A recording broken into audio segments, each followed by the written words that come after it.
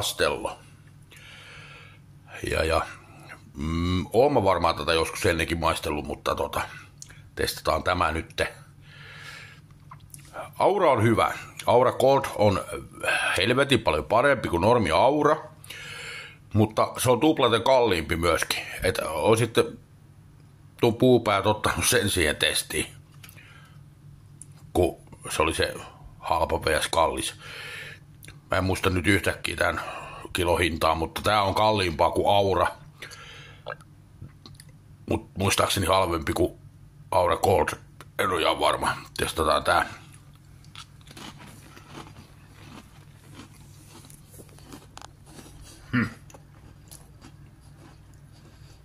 Joo.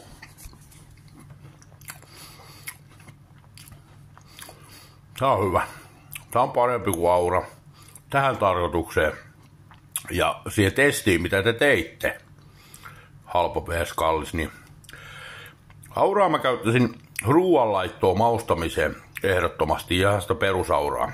Mutta se perusaura koostumus ei ole niin kriimi kuin mitä on tässä. Ja tässä tämä koostumus ei ole niin kriimi, mitä siinä Coopin NS-halpa versiossa, mikä on oikeasti sama hintasta kuin se normi Aura. Mutta tää on hyvä. Tää on parempi kuin Aura tähän tarkoitukseen. Ei välttämättä ruoanlaitossa ja maustamisessa, mutta tämmöiseen testiin tää on ihan helvetin hyvä.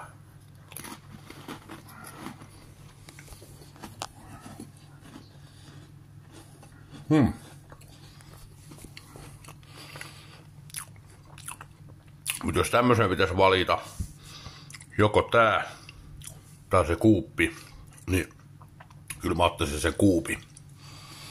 Mutta ei tää missään nimessä ole huono. Mutta tää oli muistaakseni huomattavasti kalliimpi kuin se. No vittu. Se Coop.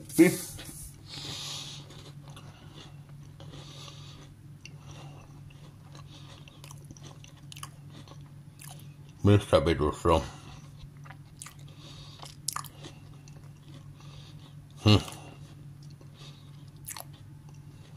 3,19. No joo.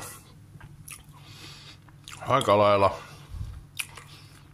Coopin hintainen, tai Aura hintainen itse asiassa. Coop oli halvempi, mutta se kilohinnaltaan sitten taas niinku nää painii aika samassa sarjassa tämä.